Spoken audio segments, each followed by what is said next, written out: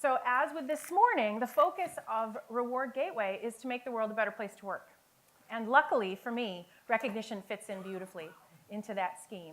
But one of the things we know is that some people find recognition really natural, and they love giving it, and they love receiving it. But different styles of people react differently to either the act of recognizing others or being recognized. And there's so many statistics, some of which we'll go through, in regards to the power of recognition in an organization. But it's also important it's consistent. That power doesn't work if 3 managers are recognizing and the rest of the people are not. It can actually cause some friction, right? Why do they like their people more than you like me, right? So the tactics of recognition are crucial to ensuring that you get the power and people feel that recognition. So this one is really about for optimists and skeptics. And part of that comes from my usual audience. As I said this morning, if you heard me, I'm used to speaking to groups of managers who are trapped in a room with me because they've just had a recognition program rolled out. And I see some of them come in thinking, this is why I decided to be a leader. And other people come in and go, I have leadership I need to be doing, why am I here? So I'm really used to the fact that just because recognition isn't natural to someone doesn't mean they're not an amazing, inspiring leader. But sometimes we just need to invite them to participate a little differently than those people who were born recognizing, right? If you're familiar with the insights profiling or DISC profiling in the States, the yellows, right? Anyone here a yellow? Yes. And you think to yourself, why are they not recognizing? I am equal parts yellow and green, so I've got, I like the face-to-face recognition, I like the public recognition, but I've also worked with a lot of blues and reds and talked about how can you get what you need out of recognition and still have what is inherent to all of us, that feeling that you're making a difference for people. You just might do it a little differently, a little less loud than some of the other people do. So that's the focus. So I'm going to talk a little bit about the value of recognition. I may be preaching to the choir a little bit, but some of these facts, if you haven't already gotten a ton, may be helpful to you in talking to others. I'm going to talk about the 3 steps to powerful recognition. We talked about that this morning. I am going to go through it again in this session, but it's going to be fast. And then I'm going to move into which actions to recognize. And this is where we can often scoop people up that haven't necessarily been involved before.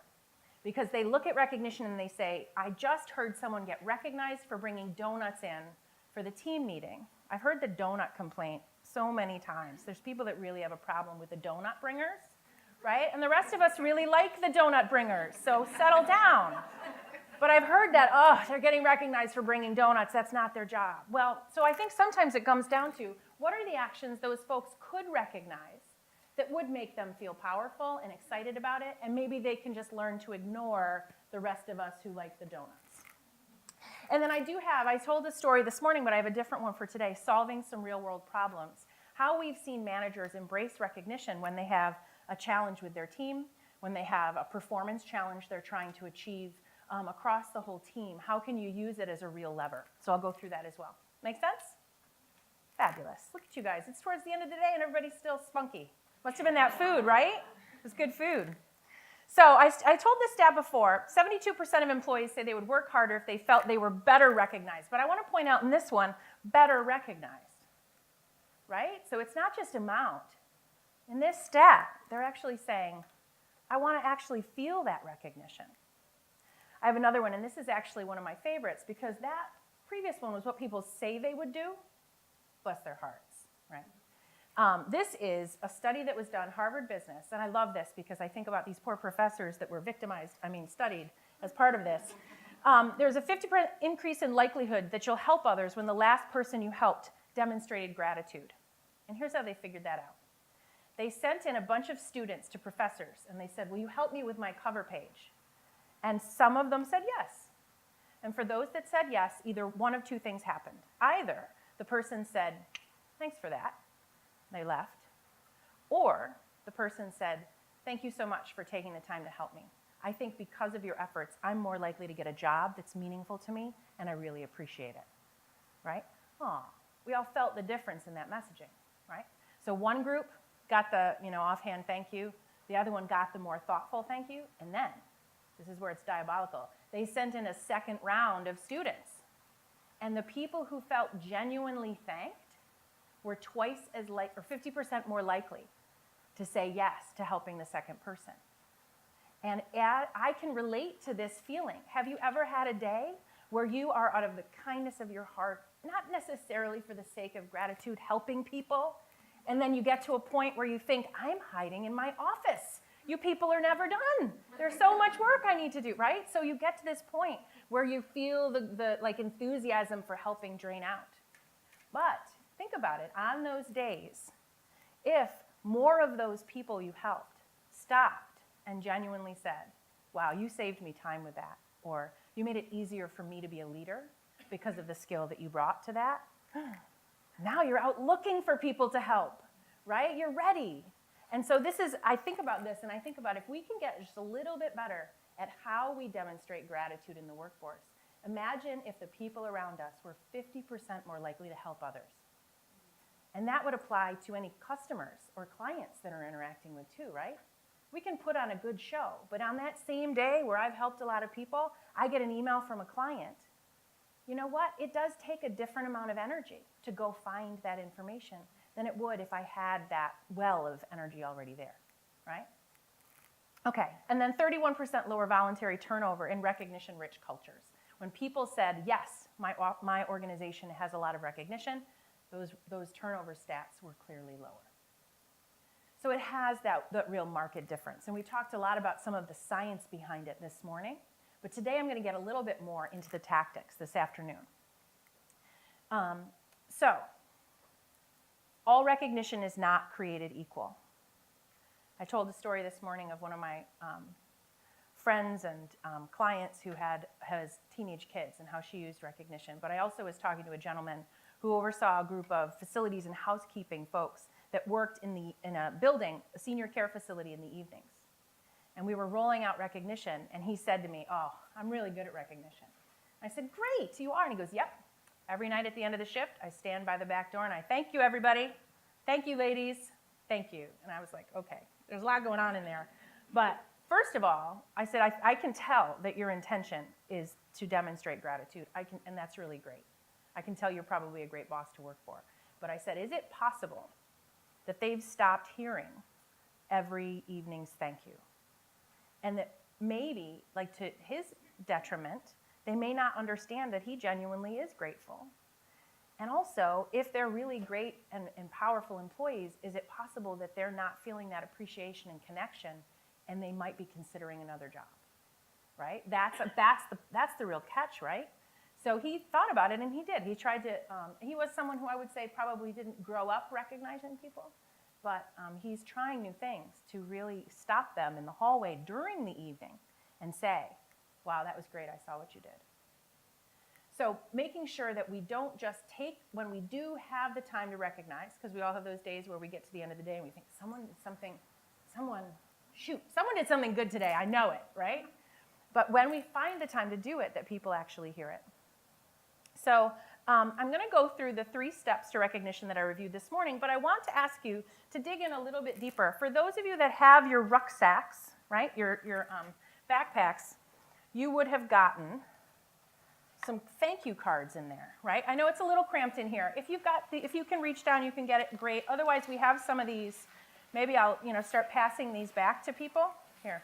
If you need some extra thank you cards, let me pass these back if anybody needs these. These were in your packet, and I want you to be thinking as we go through, who are the people back at your office or in different locations that you don't normally work with that you could be thanking? I want to give you a chance to really start to apply that for yourself during this session. So as I go through these 3 steps, especially if you've heard these before, right, you should be the star students. Maybe you've already been doing these, right? You guys are the recognition experts in a lot of cases in your organization. I'll pass these out to make sure everybody has one. But as we go through these 3 steps, feel free to jot down something. Do you want one? Thank you. Yeah, you're very welcome. Oh, hello. Come on, join us. It's the end of the day. If you want to be at the back of the room, I'm totally cool with it. And here's this, too, as a takeaway. There you go. Thank you. Yeah.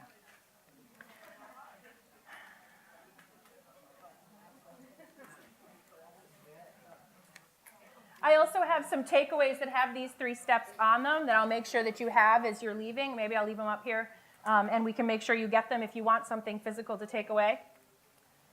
So here's the 3 steps. right? And this is the part that I did go over this morning, but we're going to move on from this pretty quickly. Strategically recognizing people, powerfully recognizing people, and importantly, sustainably recognizing people. So that when you start a push, right, maybe you have a recognition program you're using. Maybe sometimes we meet people who have disparate programs, right? Oh, this group has a, Hearts for Caring, and this group does kudos, and this group does that. Whatever is going on, the sustainable piece is really important, because if you're going to put the effort into putting it together and designing it, you don't want to have to personally walk every recognition to the person, right? You need to have it be something that is able to build and grow. And when I talk to managers who are reluctant to recognize, in many cases it is because of the donut example. Or they say, I've been reading some of the things that people are recognizing, and you know what, I've stopped reading them. They just don't seem very interesting, or they seem like it's people just doing their jobs. And the person writing it may have felt very strongly about what they wrote, but it doesn't always come across.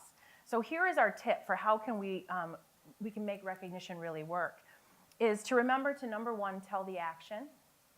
So as you think about, especially those that were in this morning's session, someone you need to recognize, feel free to start jotting down, what is it that they do that has them stand out?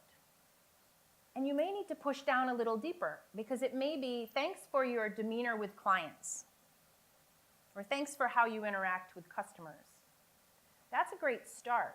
But recognition 2.0 would be, thank you for the turnaround, the quick turnaround you always have, or your ability to really actively listen in a way that lets clients know you care about them. Like, what is it they're doing, right? And the reason why you want to dig in, not just say you have such a great way with clients, but you do X, Y, and Z with clients, is because then they know you're paying attention, right? That gentleman who said, thanks everybody, have a great night. If he were to say, thank you, because I know that you were helping in an area that was it required a lot of work this evening, and you did it with a positive attitude, and you were thoughtful and creative, and you asked for help when you needed it. Oh, well, that person was clearly paying attention. And the other thing is that may have been so natural to me that I didn't even realize I was doing it. But that's how you start to feel like, oh, I really make a difference here. It's not just that I did the work, it's how I did the work. And that means it's about me. The other advantage of digging in just that next layer is that then when you share it, if I'm someone who listens to how much praise other people get, maybe I'm new, maybe the job is less natural to me. If you're telling that story in that way, the message to me is, oh, when there's a lot of work, we handle it with positivity, and we look, and it's okay to ask for help, versus, oh, she always gets credit, right? It's a lot harder to make it about them if the case for it is so clearly laid out. The second thing is connect it to a value or a company focus, whether it's the company focus is we're looking to cross-train between groups, or whether the value that they demonstrated was compassion. If we can connect the story to one of your values, right? If you work with Reward Gateway, the cards that you use, the e-cards, are meant to model those values, because we want people to know this isn't just a cool thing you did, you're living our values, right? Stand up a little taller. And it also helps them understand what the heck the values are, right? Because if that's not something you talk about a lot, that's a lost opportunity.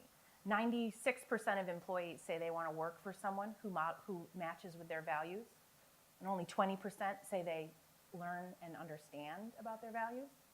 A huge opportunity to connect people to something bigger and taller than themselves, right? So that's the second step. And the third step is sharing the impact. We talked this morning about that's the piece we sometimes miss. So let's have somebody practice, okay? So some of you already heard this. Some of you maybe already used this, right? This isn't rocket science. I'm not the first person who says you should talk about why it was important. Who would like to share with us an example of recognition that can go through these 3 steps?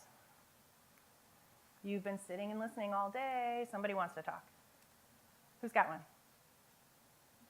Think about somebody you work with that is just deserving of recognition and you want to get clear about why. Yay! So we don't actually have our values yet. We're in the process of writing them. Ooh. So the connection bit's quite interesting. So this is Agatha, who's my HR manager. And I put, your positivity and energy around our people is fabulous. You are a series out to your ambassador, and you will be so strong in rolling out our new values and demonstrating them. Be proud of yourself. Wonderful. Okay, so I love the impact. The impact is that the values are going to get it rolled out really well because of the attitude. What is it that, this is your manager or someone who works? Our HR manager. An HR manager. Okay, so what is it that this person does that makes them stand out in this way? Like, what do you see them doing? Constantly upbeat, helps people identify positive things in the business, find solutions. Find solutions, that's a good one, yeah. Yeah, so what you said before, I think that was great, right? But when you say you help find solutions, can you hear how that's a little bit different?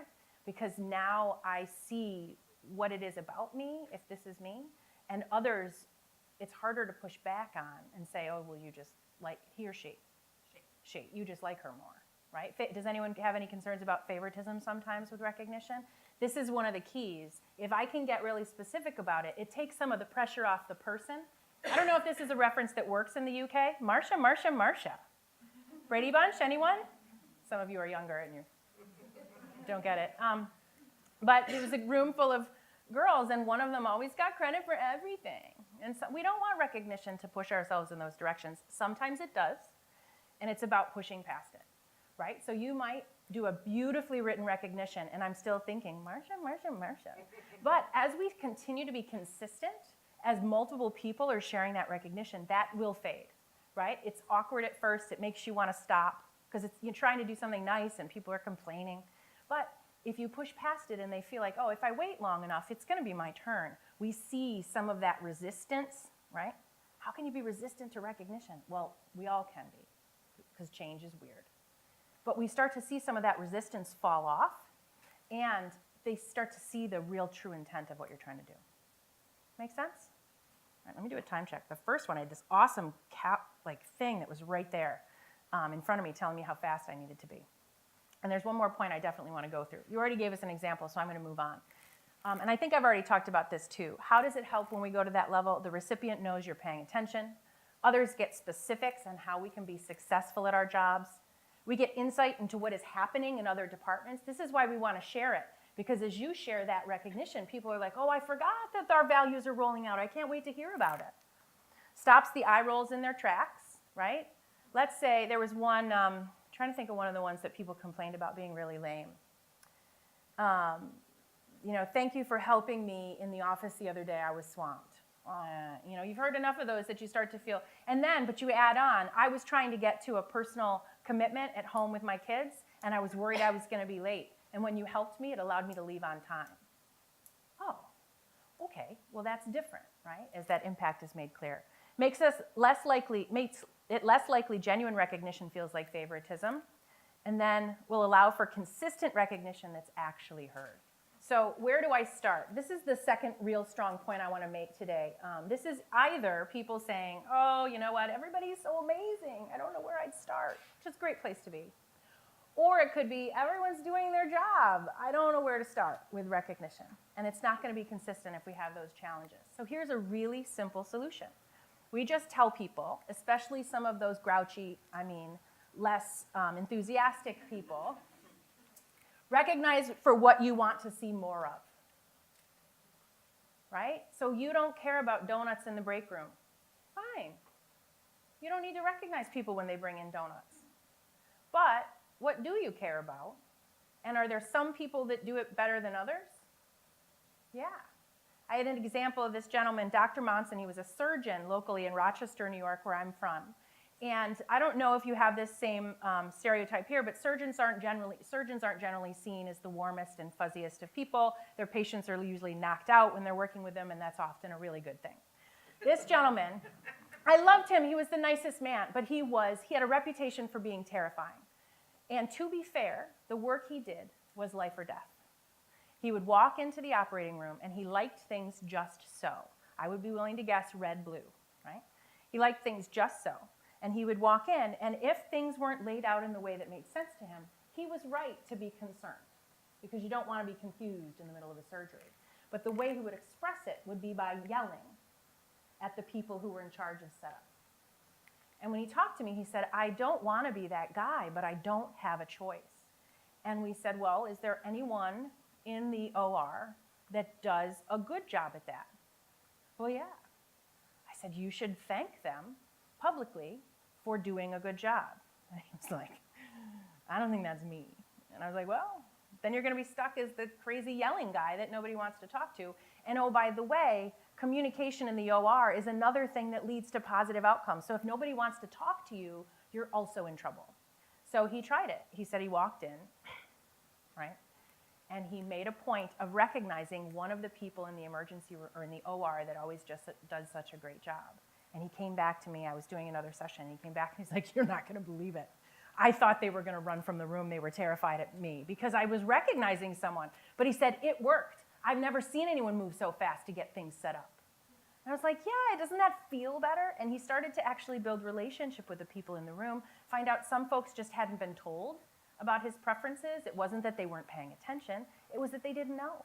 And so he started actively recognizing people for the things he wanted them to do. And now they were willing to come to him with questions. He had a better relationship, and he felt better himself, right? It was easy for him to do, but it had been easier for him to do it the other way before.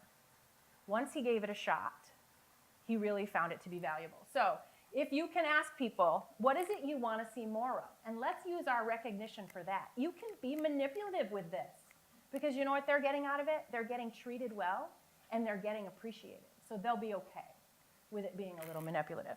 And then you recognize what they do and highlight how it helps, right? You got to bring that in. That person does it more and others are reminded, right? So the advantage of this is the performance of it and the humanity of it, the recognizing what you see more. And the impact, here, let me go through. Some of you have seen these slides. But the impact of this is recognition makes a difference to the business. You use the 3 steps to make it more powerful. Recognize what you want to see more and tell others to, because you probably don't need that as much as they do. Recognition can solve problems for managers, and there's something to it even for skeptics. One more story before I let you go. So I had another client. It was a series of foundries in the Midwest, and the CEO was a nuclear engineer, right? So I've been alluding to insights. You can all kind of guess, right? And again, he wanted to build his company he wanted it to be a legacy organization. And his concern was that people didn't love the business as much as he did. So he brought us in to help with culture, but he also was kind of grouchy to work for. So I was giving this presentation, and from the back of the room, I had his board and his senior leaders all in the room, and from the back of the room, he said, wait, do you mean I can get people to do what I want them to do by recognizing them? And the rest of the room was like, oh my gosh. I said, yeah, that's exactly what I'm saying. And he said, all right. And next time I went to see him, I went out to lunch. We were learning about how things had gone. And he orders, he asks for the dressing on the side, the salad arrives, and he says to the waiter, I just want to thank you for putting the dressing on the side of my salad because it makes the experience better for me. And I went, and the server left and he goes, this really works. All right, thank you so much for your time this morning.